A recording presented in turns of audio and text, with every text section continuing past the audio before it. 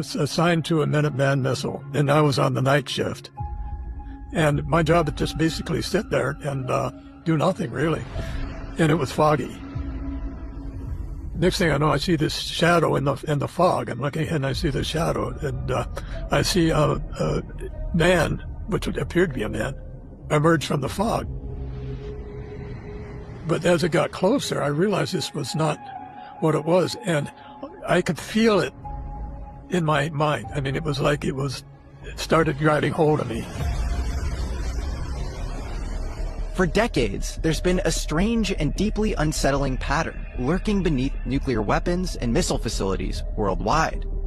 A pattern that almost no one wanted to talk about in an era of Cold War secrecy. Air Force officers whispered about it, and most of the people who lived it stayed silent.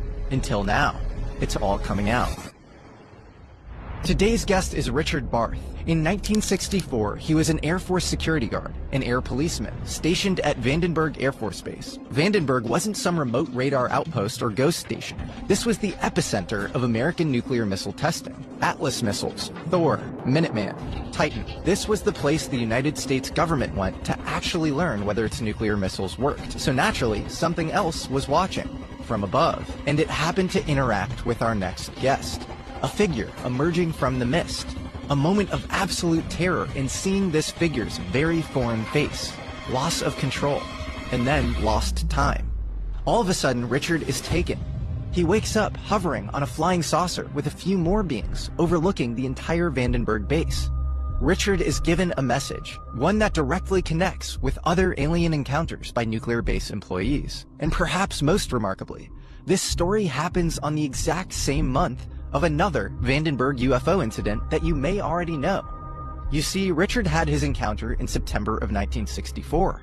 That same month, Bob Jacobs, a photo instrumentation lead, caught video of a UFO that seemed to encircle an Atlas missile, target it with lasers. We've spoken to Jacobs, and this is a case we discuss all of the time on this show. We could see clearly on film the nose cones separate, and then we saw the dummy warhead, and suddenly into that frame an object flew in, chasing the warhead and so on at the same speed. Didn't they delete your records from the government as well? People denied that you worked at Vandenberg. Is that right? They denied there was ever a Robert Jacobs in the Air Force.